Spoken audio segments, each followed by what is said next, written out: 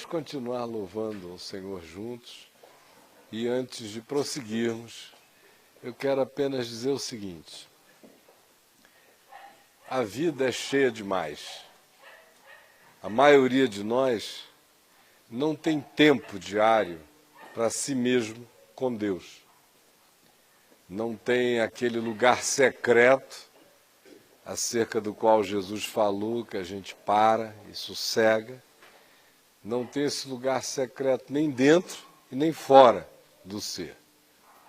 Não tem dentro, porque a gritaria interior, o vozerio é muito forte.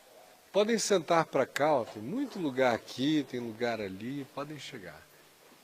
Então o vozerio interno é muito perturbador, muito agitador. E do lado de fora ninguém pode esperar a condescendência de um planeta como este, no mundo, com todas as freneticidades desse nosso mundo. Porque a maioria não sossega nunca a alma. E é uma pena que, em não sendo assim, o que já é trágico, você ainda chegue aqui e continue viajando com os seus pensamentos para lá, para cá. Aí o que vai sobrar é apenas uma experiência psicológica tênue, sem quase significado nenhum. Muito parecida com aquela que você teria numa reunião do Lions Club do Brasil, do Rotary, ou até mesmo de uma maçonaria leve. Porque numa maçonaria mais pesada, a maioria das pessoas se concentra muito mais. Então, para que a gente não fique aqui perdendo tempo, e para que a gente reconheça a importância de parar a mente, aquietar os pensamentos, focar tudo em Deus, no coração, no trabalho da graça em nós, ver se a gente recupera o mínimo de consciência em fé e de disposição de debruçar o ser no altar da verdade, com todo o coração, buscando curas onde as doenças matam para a morte, que não são as doenças do corpo, são as da alma e do espírito. Então, vamos louvar ao Senhor juntos, com mais 2 momentos de louvor. E em nome de Jesus, eu quero convidar você a fazer isso de todo o coração, com toda a sua força, com toda a sua mente, com toda a sua alma, com toda a sua poesia, com toda a sua emoção para Deus, com todo o seu espírito, com toda a sua lucidez, com todo o seu entendimento, com toda a sua gratidão. E faça isso com as inteirezas de todas as suas sensorialidades. Feche os ouvidos para os ruídos à volta. Não deixe que a sua mente fique em bulício por causa de acontecimentos do dia, ou da vida, ou do momento, ou do instante. E adore a Deus em espírito e em verdade. E aproveite esse momento de todos juntos, que conta com a extraordinária promessa de Jesus, de que aonde 2 ou 3 reunirem-se em seu nome, em acordo, em paz, com o coração reconciliado, com a fé fixada nele, com o coração cheio de graça e de perdão e de misericórdia, sem inimigos preservados em nós por nós mesmos, mas ao contrário, com a alma desinimizada, o espírito limpo e a mente focada. Vamos adorar a Deus juntos e aproveitarmos esta hora, todos nós.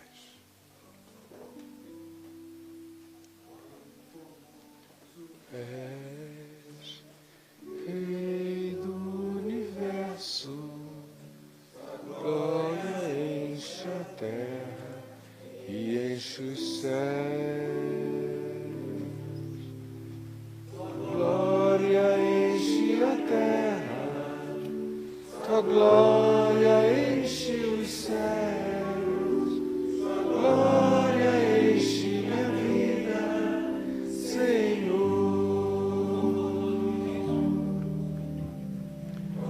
Formoso és, Rei do universo, glória enche a terra e enche os céus. Glória enche a terra, sua glória enche os céus. Glória enche a vida, Senhor. Maravilhoso é estar em tua presença. Maravilhoso é poder te adorar. Maravilhoso é tocar as tuas vestes. Maravilhoso é te contemplar, Senhor. Maravilhoso é estar em tua presença. Maravilhoso é poder te adorar. Maravilhoso é tocar as tuas vestes. Maravilhoso é te contemplar, Senhor. Maravilhoso é te contemplar, Senhor. Maravilhoso é te contemplar, Senhor.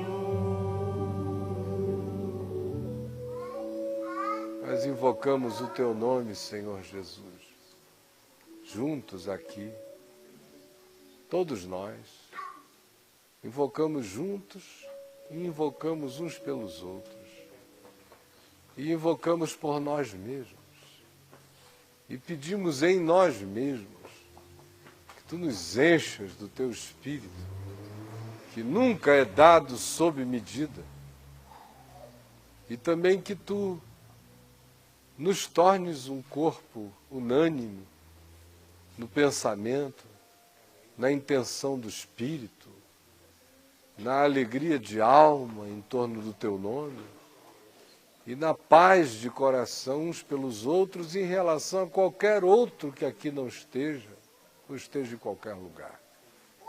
Por favor, vem, tira o véu da nossa mente, tira de nós a distração, a indisposição de ouvir, ou aquela vontade de administrar o que se ouve.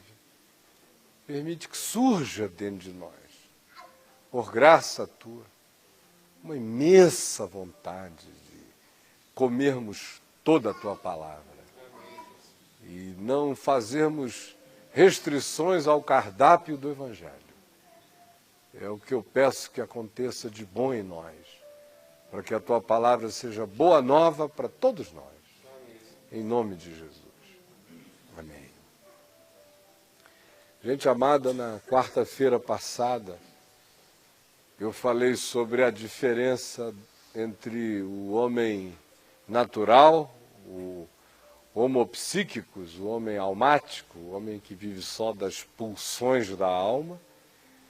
Falei do homem carnal, do boneco orgânico, do discípulo orgânico de Jesus, que é aquele indivíduo que tem obrigações na cabeça e guerra na carne, na alma, nas pulsões não pacificadas na graça de Deus no Evangelho. E falei do homo pneumáticos, o homem espiritual, que é aquele que não se deixa julgar pelas médias à volta e nem se deixa influir pelo que seja curso deste mundo, projeto de globalização e clonificação humana e mental, mas ao contrário, resiste a este século, renova a sua mente, deixa-a transformar-se para que ele prove qual seja a boa, agradável e a perfeita vontade de Deus. E eu terminei dizendo que quem estivesse vindo a essas nossas reuniões de quarta-feira deveria estar preparado para o fato de que nós estamos iniciando um processo, este ano inteiro, de consciência do significado do discipulado em Jesus, do que significa ser um discípulo de Jesus.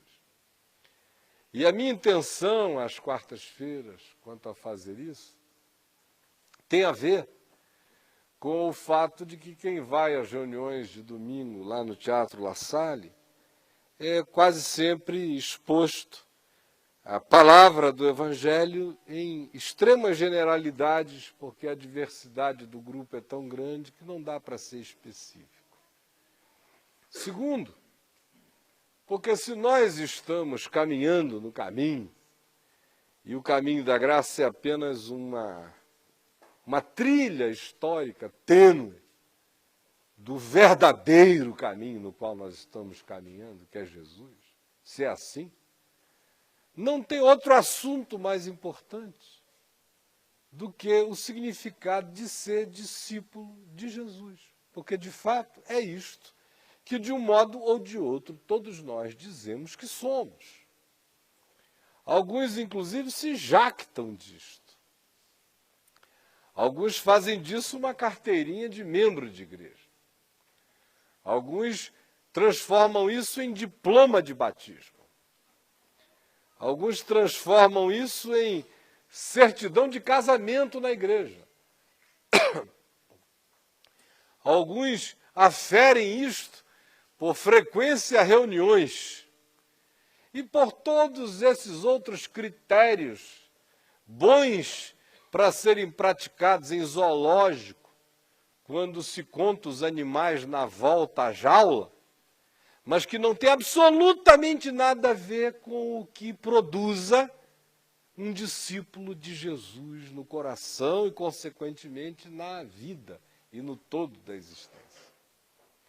O texto que eu escolhi para a gente estudar nas próximas quartas-feiras é Mateus, começando no capítulo 16 e indo, dependendo de umas poucas coisas apenas, provavelmente até o capítulo 21. Isso deverá fazer com que a gente fique nesse trecho do Evangelho de Mateus pelo menos uns 2 meses, só olhando algumas coisinhas aí. Hoje, eu quero iniciar fazendo a leitura que começa aqui no verso 13 do capítulo 16, e eu vou ficar apenas até aqui ao final dessa primeira parte, no verso 22, e na quarta-feira que vem a gente volta de novo, porque hoje não vai dar para esgotar nada, nem básico, do que eu quero dizer nesses primeiros versículos aqui. De Mateus 16, de 13 a 23. Que diz assim, gente, e é importante que haja todo silêncio, atenção, boa vontade, porque a gente ouve com os ouvidos. Por isso é que Jesus diz, quem tem ouvidos para ouvir, ouça. Então, por favor, use o aparelho auditivo, deixe a informação entrar na mente e fuja do que possa distrair você. Indo Jesus para as bandas de Cesaré de Filipe, perguntou aos seus discípulos, quem diz o povo ser o Filho do Homem? E eles responderam, uns dizem João Batista, outros, Elias, e outros, Jeremias ou algum dos profetas. Mas vós, continuou Jesus, quem dizeis que eu sou? Respondendo Simão Pedro, disse, tu és o Cristo, o Filho do Deus vivo. Então Jesus lhe afirmou, bem-aventurado és, Simão Bar-Jonas, porque não foi carne e sangue quem tu revelou, mas meu Pai que está nos céus. Também eu te digo que tu és Pedro, e sobre esta pedra edificarei a minha igreja, e as portas do inferno não prevalecerão contra ela. Dar-te-ei as chaves do reino dos céus. O que ligares na terra terá sido ligado nos céus, e o que desligares na terra terá sido desligado dos céus. Então advertiu os discípulos de que a ninguém dissessem ser ele o Cristo. Desde esse tempo, começou Jesus Cristo a mostrar a seus discípulos que lhe era necessário seguir para Jerusalém e sofrer muitas coisas dos anciãos, dos principais sacerdotes e dos escribas, ser morto e ressuscitado no terceiro dia. E Pedro, chamando Jesus à parte, começou a reprová-lo, dizendo, tem compaixão de ti, Senhor, isso de modo algum te acontecerá. Mas Jesus, voltando-se, disse a Pedro, arreda, Satanás, tu és para mim pedra de tropeço, porque não cogitas das coisas de Deus, e sim das coisas dos homens. Os discípulos já vinham andando com Jesus há algum tempo, até que chegaram neste momento da estrada, do caminho, da jornada. Alguns tinham chegado logo no primeiro momento. Foram convidados por amigos, por irmãos, por sócios, para virem dar uma olhada no que estava acontecendo, ficaram e foram convidados a ficar. Alguns deles foram separados do grupo, um número de 12, e passaram a ser chamados de apóstolos, que significa enviado, significa mensageiro, significa portador de um recado. Isso é um apóstolo. Não é esse ser com um anel desse tamanho de bispo, nem com uma mitra na cabeça, nem com um báculo na mão, nem nada disso. E nem tampouco esse ser bruxiliante e imacumbado com o poder de amaldiçoar os que não contribuírem financeiramente, deixando-os sob profunda desgraça, até que se arrependam e dizimem para o bolso do apóstolo. Não. Apóstolo, no Novo Testamento, é um garoto de recado. É um ser muito pequenininho, mas que teve o privilégio de ouvir de Jesus e reter a palavra. E ele só seria apóstolo se fosse apóstolo. No dia que ele pregasse outra mensagem, ele deixaria de ser apóstolo de Jesus. Passaria a ser apóstolo de qualquer outra coisa. Portanto, um apóstolo não era um título, não era um cargo vitalício, não era uma posição biônica e nem tampouco era algo fixo. Se Judas tivesse traído e não tivesse suicidado, vocês acreditam que ele continuaria a ser um dos 12 apóstolos? No ato da traição não reconciliada, rompia o vínculo. Simples assim. De modo que apóstolo se faz todo dia, se renova todo dia, se converte todo dia, se reafirma todo dia, na medida em que ele carregue a mensagem inalterada. De modo que o que faz o apóstolo é a inalterabilidade da mensagem conforme quem o enviou. Porque quem o enviou diz, eu estou dizendo a vocês as palavras de quem me enviou. Por isso o escritor de Hebreus diz que Jesus é o apóstolo das nossas almas, porque ele é quem carrega esse verbo inteiro de Deus para nós. E ele disse, eu estou apenas dizendo o que eu ouvi do meu Pai. Vocês conhecem o eco dessa declaração que eu acabei de fazer. E como ela se repete, especialmente no Evangelho de João. O que eu tenho ouvido, tenho falado. O que eu vi, tenho dito.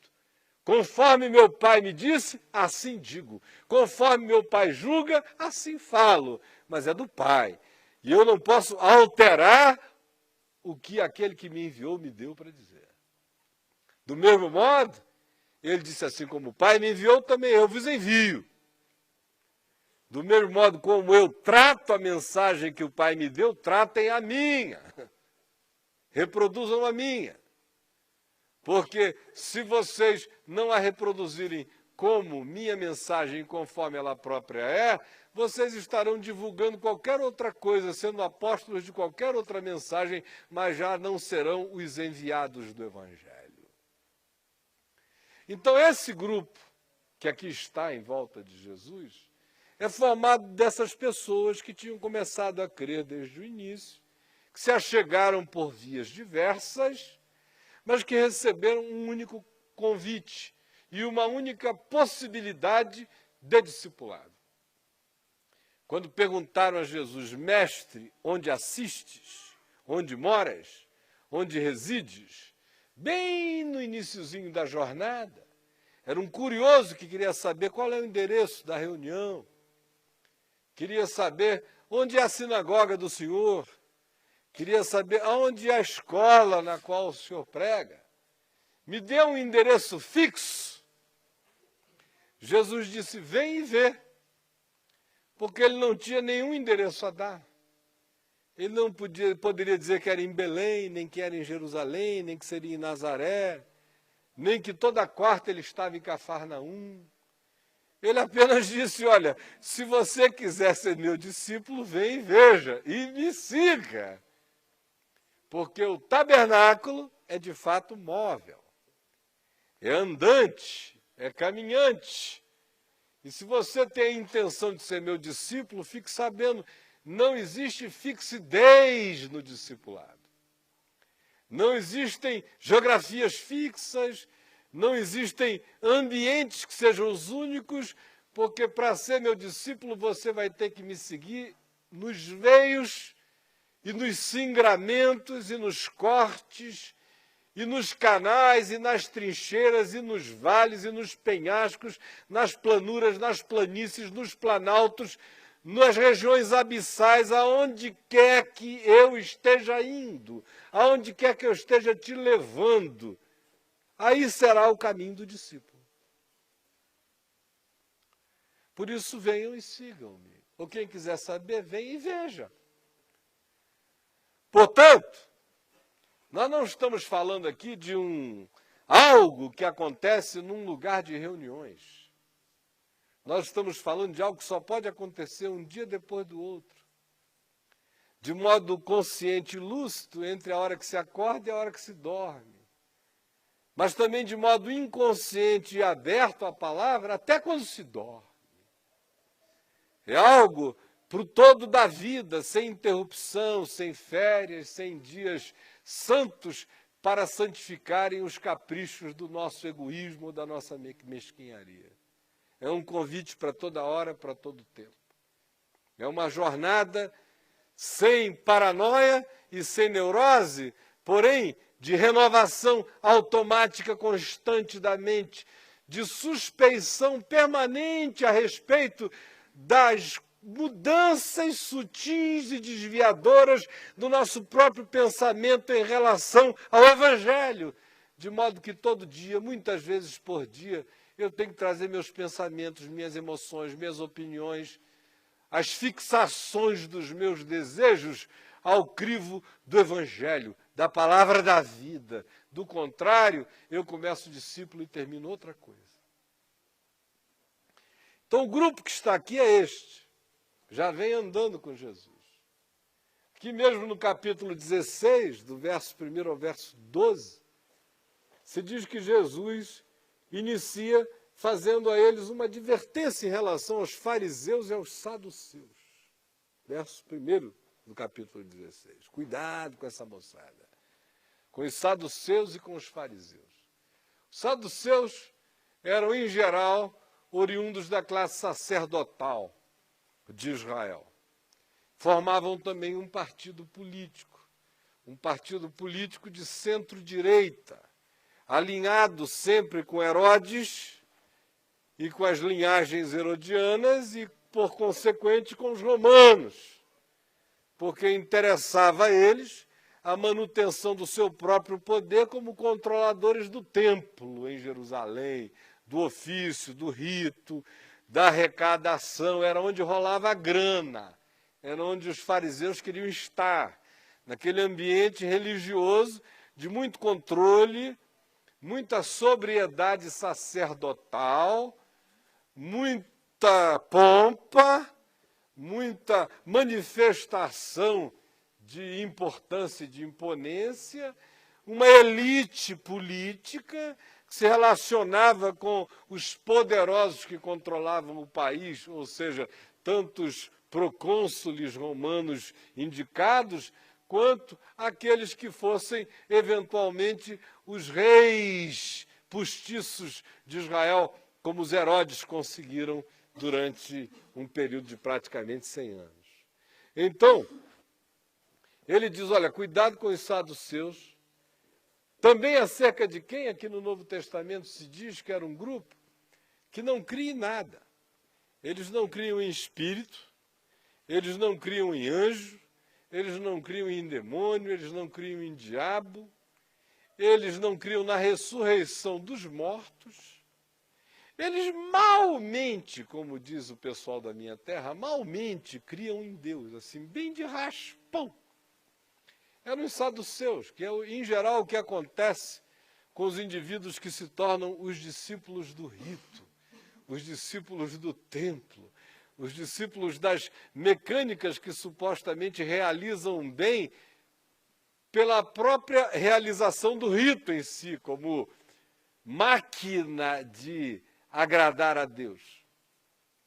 De outro lado, ele diz, tomem cuidado com os fariseus, que era uma moçada de centro-esquerda, que mantinha uma relação tensa com o poder do templo, com o poder romano, mas nem tanto, porque eles não queriam bater tão de frente, eles não queriam ser esvaziados de poder, e o poder deles era oriundo do zelo, da ortodoxia, do literalismo, do moralismo, do behaviorismo, do condutismo deles, segundo a lei de Moisés, indo eles aos extremos de detalhamento, de tentativa de encarnação legal e cerimonial das descrições da lei, que faziam deles esses seres carregando caixinha de couro na testa com um pedacinho da lei, com o braço amarrado, com pedaços da lei, com a lei presa em tudo que é lugar, e na porta da casa,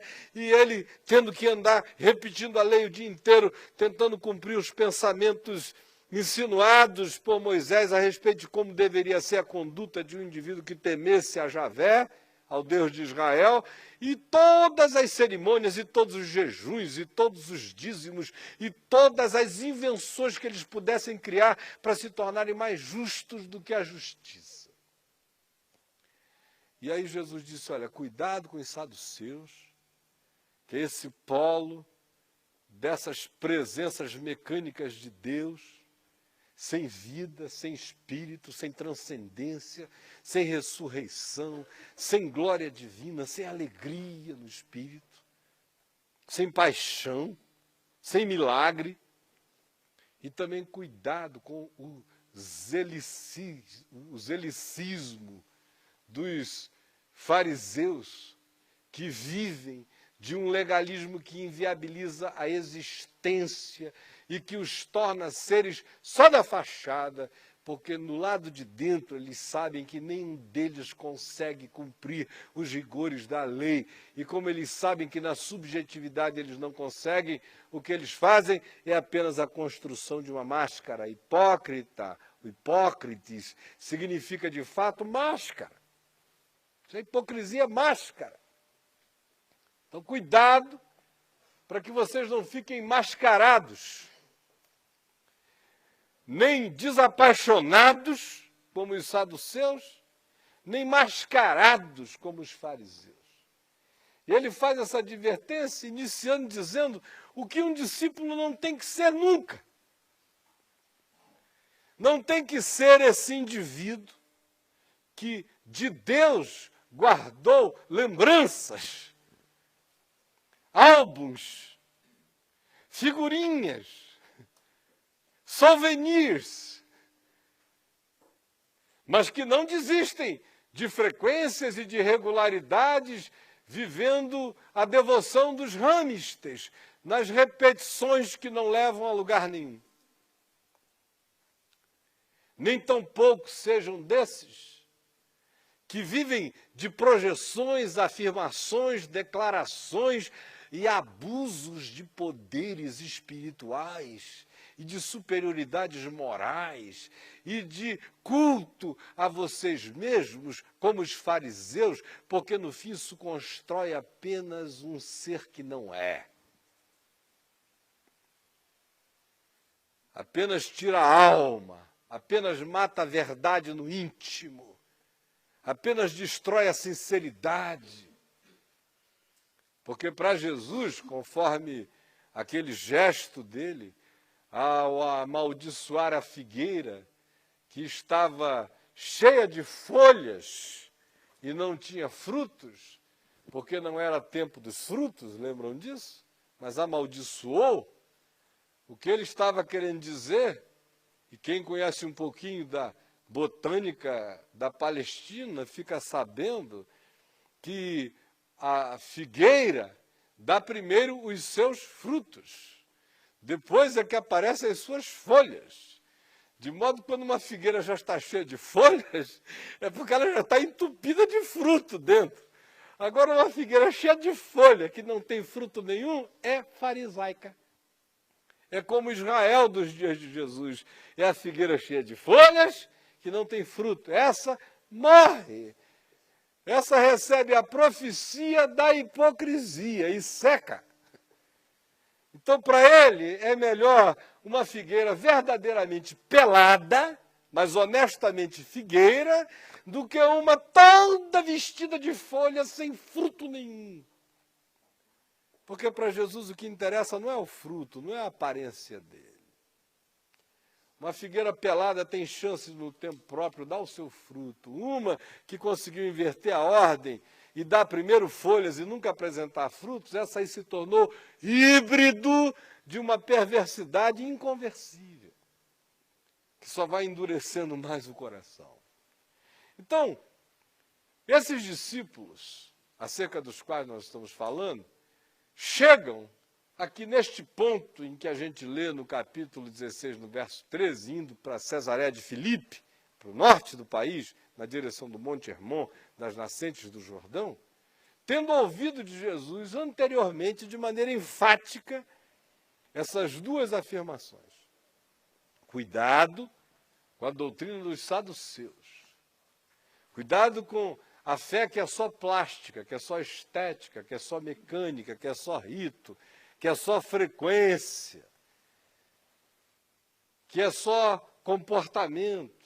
E cuidado com aquela que se transforma apenas em demonstração exacerbada, agigantada, neurótica, paranoica de uma espiritualidade que não é verdadeira e que acaba gerando apenas casca e máscara. E aí, o verso 13 diz que eles estavam indo na direção das bandas de Cesareia de Filipe.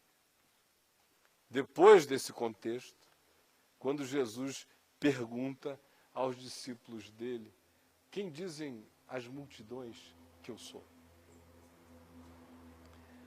Aí eles disseram, olha, uns dizem que tu és João Batista. Não explicam como é que tu és João Batista, se João Batista só morreu há alguns poucos meses atrás. Mas tem gente que acha que O senhor está recebendo João Batista. Que o João Batista é o seu guia. Que o senhor está cheio de João Batista. Que o senhor é o Jesus Frites Batista. É mais ou menos isso. O senhor está recebendo João Batista. Não dava nem para ele ser uma reencarnação de João Batista, porque eles só tinham entre eles menos de 1 ano de diferença de idade. E o João, o primo dele, tinha acabado de morrer, decapitado, pela gula sexual de Herodes. Então, João Batista. Outros dizem que é Elias, que o Senhor é a reencarnação de Elias. Ou que o Senhor está aqui tomado pelo mesmo espírito, no mesmo poder de Elias, para ser um grande reformador religioso de Israel, purificador da nação, que ainda vai reunir todo mundo no monte do templo e vai dizer: escolhais hoje a quem servir, se é o Senhor ou se é os romanos. E vai descer o cacete em quem pensar diferente. E vai fazer descer fogo do céu. Aleluia! Muita gente com essa expectativa. O Senhor é o Elias. E tem que chegar com arsenais melhorados e mais fortalecidos. Não pode ser uma bolinha de fogo só para destruir um altar. Já tem que ser uma bola meio nuclear para acabar com os romanos. Mas, aleluia, tem gente com essa esperança. Tem outros que dizem que o Senhor é Jeremias. Por causa desse tom de pregação profética sobre a destruição do templo, ou não dá a menor bola sobre o significado das construções, nem do poder que os judeus conseguem arregimentar nos conluios deles com os romanos, de modo algum. O Senhor está sempre avisando e dizendo que os dias são maus e que se não houver conversão, todo mundo perece. Por isso, tem gente que acha que o Senhor parece com Jeremias, anunciando um exílio, um cativeiro, uma desgraça. Deve ser Jeremias andando entre nós, carregando um choro ambulante por Israel. Tem outros ainda que dizem que pode ser qualquer um dos profetas, menos Oséias, porque o Senhor nem é casado e nem corno. Agora, qualquer um outro dos profetas, quem sabe, poderia ser. Aí Jesus diz: bom, é isso que vocês ouvem o povo dizendo que eu sou? E eles disseram: é. E ele disse: mas agora eu queria saber uma coisa, o que vocês aqui, os enviados, os apóstolos, os discípulos, esses que eu estou mandando pregarem e anunciarem, dizem que eu sou? Quem eu sou? Olhem bem para mim e me digam quem eu sou. Mas não deem-me uma resposta evangélica, por favor, disse Jesus. Qual seria? Resposta evangélica: o Senhor é filho de Maria. Ai, aleluia, Maria. O Senhor nasceu, ela ainda era virgem quando o Senhor nasceu. E vieram anjos e cantaram, e magos do Oriente, o presépio foi montado, e tudo isso. O Senhor nasceu em Nazaré para se cumprir a profecia. Não. A pergunta de Jesus não era o meu pedigree, nem o meu currículo vitae, nem a minha genealogia. A pergunta era simples: e vós, quem dizeis que eu sou? Quem dizeis que eu sou? Quem sou eu para vocês? Aí Pedro tomou a palavra e disse: tu és o Cristo, tu és o Messias de Israel. Tu és o prometido a todos os profetas. Tu és aquele enviado que viria da tribo de Judá, o Silo, o enviado. Tu és a promessa cumprida a Davi, de que da sua descendência viria aquele cujo reino é eterno. Tu és o eco do grito de Miqueias, que viria o Cristo cujas origens eram desde antes da fundação dos tempos. Tu és o sonho de Isaías, tu és o amor e a paixão de Deus entre os homens. Tu és o Messias, o enviado inteiro de Deus. Tu és o Filho do Deus vivo. O que em Israel equivalia a dizer, tu és Deus. Porque, de acordo com Caifás, o sumo sacerdote que julgou a Jesus no final, uma das acusações que prevaleceu para o decreto, para o veredito final, para a sentença de morte, foi esta. Ele se diz filho de Deus, fazendo-se assim igual a Deus. Essa era a interpretação judaica. Portanto, quando Pedro diz, tu és o Messias, até ali estava tudo bem. Ainda que alguém não concordasse, mas era uma esperança de Israel que alguém o fosse. Mas ele vai mais além, ele pega Miqueias e afirma que o Messias de fato é eterno. Tu és o Filho do Deus vivo. Aí Jesus disse, tu és feliz, Simão. Tu és um homem bem-aventurado, Pedro. Porque não foi carne, não foi sangue, não foi intelecto, não foi teologia, não foi junção de imagens, não foi concatenação, não foi a capacidade de elocubrar, não foi a cerebração, não foi a filosofia, não foi autoiluminação, não foi autogenialidade, não foi nada disso que a gente revelou essas coisas. Porque discernir o que você discerniu é impossível pela teologia, pela filosofia, e os teólogos tinham que ser honestos, como os sacerdotes judaicos, e dizerem que de fato era um escândalo afirmar que quem quer que fosse, fosse Deus. Os teólogos tinham que admitir que de fato, por nenhuma teologia se chegaria a essa conclusão de que aquele que estava ali, com 1,68 m, 1,74 m, 1,80 m, não sei qual era a altura dele, mais moreno ou mais claro, olhos pretos, azuis, marrons ou de qualquer cor, com cabelo grande, pequeno, maior, liso ou encaracolado, com cheiro de macho, era Deus. Não dava. Pela teologia não dava. Pela teologia era idolatria dos sentidos, de acordo com Israel. Ouve, ó Israel, o Senhor nosso Deus não apareceu com nenhuma aparência, nem com coisa alguma, ninguém viu nada. Cara, chega alguém aqui e diz, olha para mim, eu e o Pai somos um. Pela teologia, é heresia. Pela filosofia, é loucura. Criador do cosmos e de tudo que existe, vai virar um carinha desse tamanho andando entre nós, compactando o eterno no tempo e no espaço, dialogando com os homens? Loucura. Nem existe tal coisa.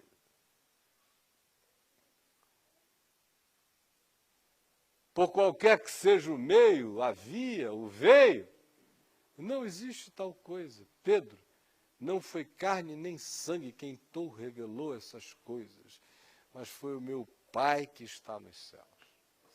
Porque se isso não vem por revelação do Pai, não vem por cogitação humana, nem por elucubração humana, nem por qualquer outras coisas. Se você diz, não, eu nunca tive esse problema, eu já nasci crendo nisso, eu diria a você que esse é um grande equívoco seu. Ninguém nasce crendo em Jesus. Ninguém. Nenhum de nós, porque carne e sangue não produz isso. Genética não produz isso, o berço não produz isso. Pai e mãe não geram isto. Não nasce da carne nem da vontade do homem, mas só nasce do Espírito. Então, ser discípulo de Jesus é algo que começa com a invasão do sobrenatural na vida da gente. Do contrário, você é discípulo do cristianismo. Você é discípulo dos evangélicos, você é discípulo dos católicos, você é discípulo dos espíritas kardecistas que leem o evangelho antes da sessão começar.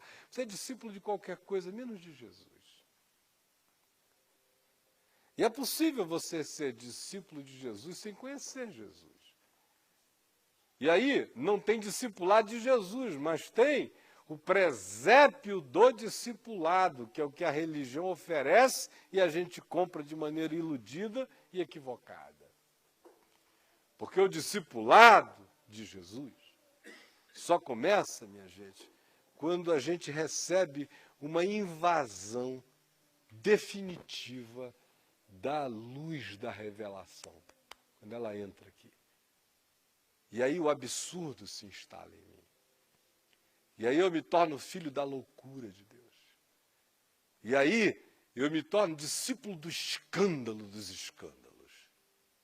E aí eu digo que diante de mim, encarnado como um homem no tempo, espaço, na história, com todas as implicações disso, estava Jesus e que Jesus é Deus.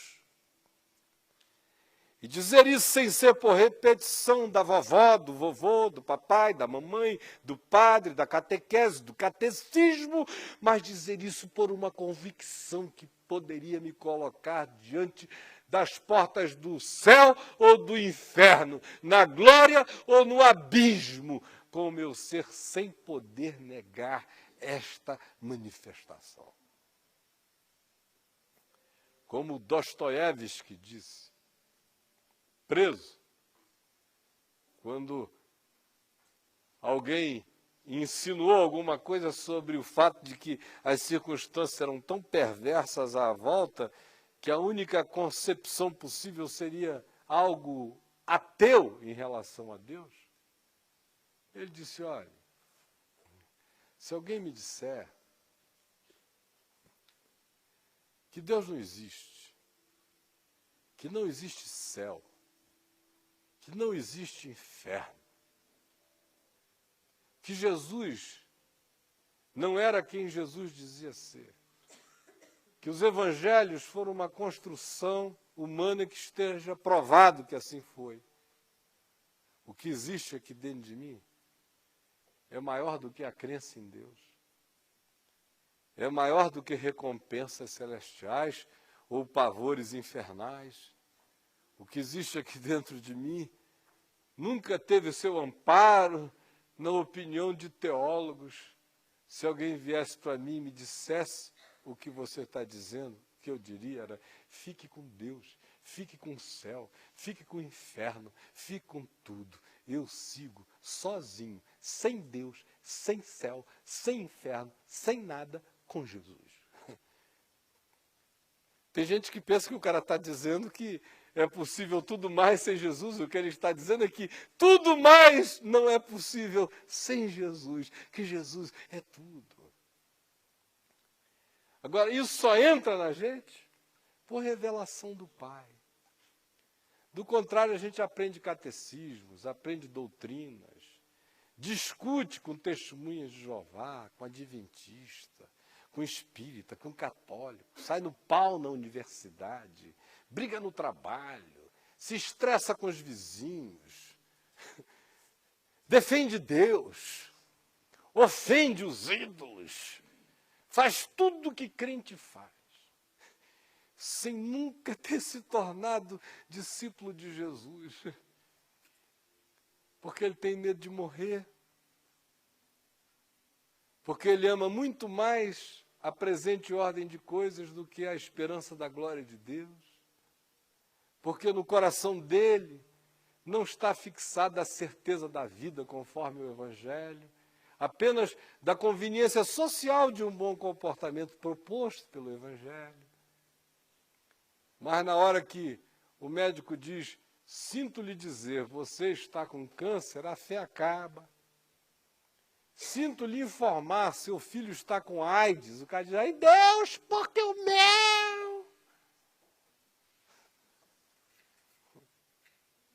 E aí começam todas essas questões que não existem, deixam de existir quando a alma foi estuprada pela bondade de Deus, pela revelação de Deus, e foi emprenhada pela graça que diz sem medo: tu és o Cristo, o Filho do Deus vivo. E essa não é uma declaração para os outros, nem para fora, nem uma tentativa marqueteira de divulgar Jesus. É um cara a cara com Deus, dizendo: para mim tu és isso, é para mim. Jesus, para mim tu és o Cristo, o Filho do Deus vivo. Depois ele mesmo viria dizer, quando muitos abandonaram, e ele ficou junto com poucos, e Jesus disse: não quereis vós também retirar-vos? Ele disse: para quem iremos nós? Só tu tens as palavras da vida eterna. Discipulado só começa quando dentro de mim se instala o só tu em relação a Jesus. Sem só tu em relação a Jesus não tem discipulado. Com também tu, ou tu maior que os demais, ou tu melhor que os outros, ou tu superior aos outros. Se ainda tem os outros, não tem tu. Com Jesus é só tu. E nada mais. Aí o discipulado está plantado na gente. Quando isso começa com a confissão de quem ele é, e vai se concluindo todo dia com as afirmações que a gente vai fazendo contra todos os dissabores, contra todos os choques, contra todos os escândalos, contra tudo que não se entende de imediato, contra tudo que nos parece ser uma manifestação de esticamento do nosso ser, mas ainda assim a gente permanece dizendo: para quem, para quê, para onde, se para mim, só tu. A primeira coisa, portanto, gente, é que o caminho do discípulo só começa quando existe essa revelação que explode aqui dentro. Paulo falou a respeito deste momento revelação dele, com algumas linguagens e figuras de expressão bem interessantes. Ele primeiro associa esse só tu de Deus na vida dele, essa luz que chega, que ilumina, com a criação do mundo. Porque ele andando na estrada de Damasco, quando uma luz brilhou do céu, e vocês conhecem a história, está em Atos no capítulo 9. Mas quando ele vem a escrever, posteriormente, a respeito disto, ele fala do Deus que de trevas disse: haja luz, e houve luz, e fez resplandecer em nós a iluminação do conhecimento da glória de Deus na face de Cristo. O que aconteceu comigo quando essa revelação chegou era como a terra no princípio, sem forma e vazia, existente, mas não vivente. E a palavra de Deus chegou, e Deus disse: haja luz, e eu me descaotizei. E de ente existente passei a ente vivente. Outra imagem que ele usa é a de um coração represando o encontro com Deus. Resistindo como uma represa. Então, superabundou, então, transbordou, então, explodiu a graça de Deus.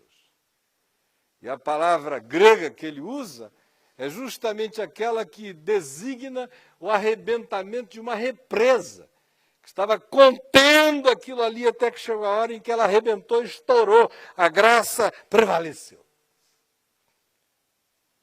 A terceira imagem dele é de parto.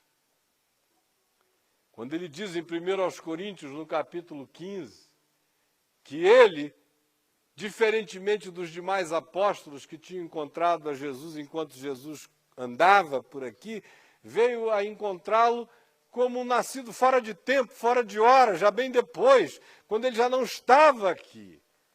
E ele diz que nasceu como nascido fora de hora, usando um termo que designava um parto difícil, de uma criança em sofrimento e de uma mãe que não conseguia dar à luz e que precisava do auxílio intenso de parteiras que arrancassem a criança com as garras, com fórceps, puxando para fora. Eu nasci ectrauma, nasci provocado por trauma, por arrancamento de Deus para fora. Essas imagens, juntamente com muitas outras que ele usa, e não vem aqui ao caso sair reproduzindo todas elas, mostram uma coisa, que na mente de Paulo, a semelhança do que deve existir na mente de qualquer outro discípulo, ninguém, de fato, inicia esse caminho sem que seja invadido pela revelação, pela luz. Senão a gente não nasce. É ato de graça amorosamente estúpida que arranca o bicho. É graça forçando a resistência da gente que arrebenta a represa.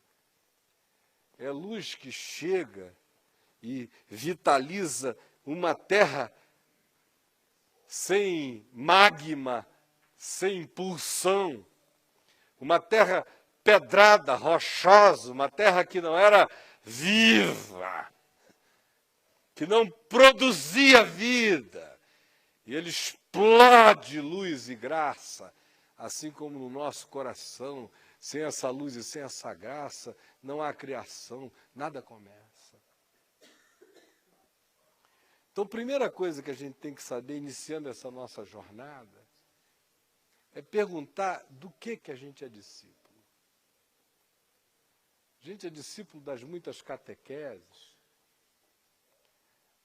Você percebe que você precisa muito estar junto com os outros crentes, porque se você ficar um pouquinho afastado, você perde a fé. Você é do tipo que se converteu e rompeu todas as suas amizades com o chamado mundo, porque senão você não iria jamais caminhar na fé. Você é do tipo que, se ficar exposto a pensamentos muito diferentes do seu, você se sente meio angustiado, porque parece que as suas convicções estão sendo roubadas. Você é daquele tipo que fica desesperado quando alguém diz alguma coisa sobre Jesus que possa lhe parecer que na cabeça dos outros Jesus vai se tornar menos desejável. Você é do tipo que sente uma obrigação enorme de afirmar para você mesmo que você crê nas coisas que você crê, porque lá no fundo você não tem certeza da maioria delas. Você é do tipo que treme todinho quando entra na internet, ou alguém envia um link para você, que, em sendo visitado, relativiza a Bíblia como palavra de Deus, Jesus como Filho de Deus, a fé como meio único de vida com Deus? É desse tipo. Se é, meu amigo, eu queria dizer o seguinte: você tem sido discípulo de crenças, de doutrinas. Por isso você fica tão nervoso quando qualquer coisa chega e aparentemente questiona o pressuposto das suas crenças, os dogmas nos quais você está amparado. E aí o coração claudica e balança e se aflige e se perturba. E me escreve dizendo: você tem algum artigo que me ajude a não ficar nesta dúvida? Desesperado, que você vê que o cara está suando frio ali no computador. Pelo amor de Deus, me salva disso que eu estou para perder a fé. É desse tipo? Se é, meu irmão, tem muita vela na sua vida. Tem muita luz de neon. Tem muita lamparina de terceiros. Mas a luz não acendeu aí dentro. Sabe por quê? Olha como é que Jesus começa. Ele começa perguntando o que os outros pensam. Depois é que ele pergunta o que vocês pensam. Porque a maioria dos discípulos que eu conheço se abala profundamente com o que os outros pensam. Vocês imaginem um Pedro evangélico, andando por aí ouvindo aquelas conversas, não, acho que ele é João Batista.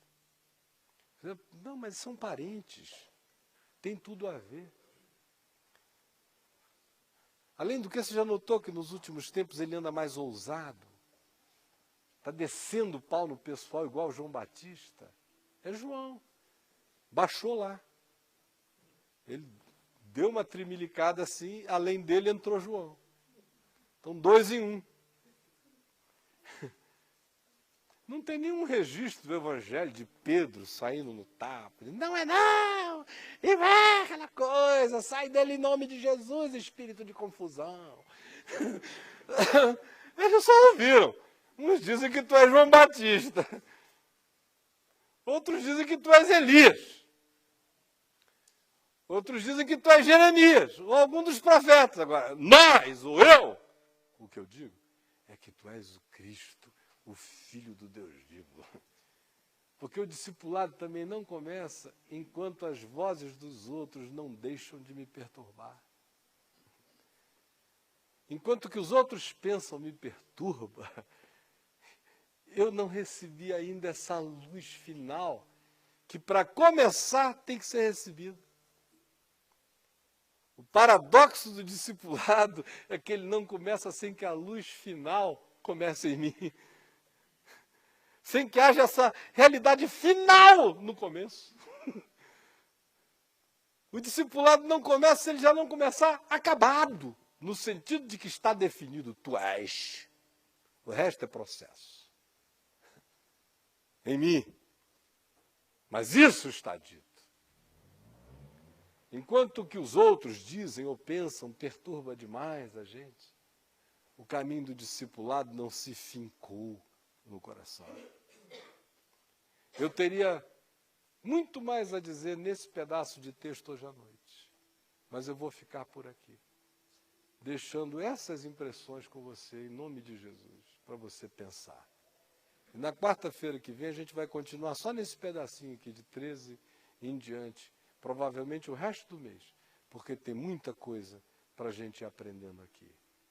Quem veio aqui hoje procurando uma reunião empolgante, arrepiante, para subir pela tenda e sair com a barba queimando, desculpe a frustração, mas foi o evangelho que vocês ouviram.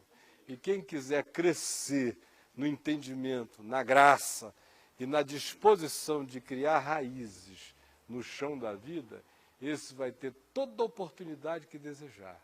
Apenas vem e vê. Em nome de Jesus.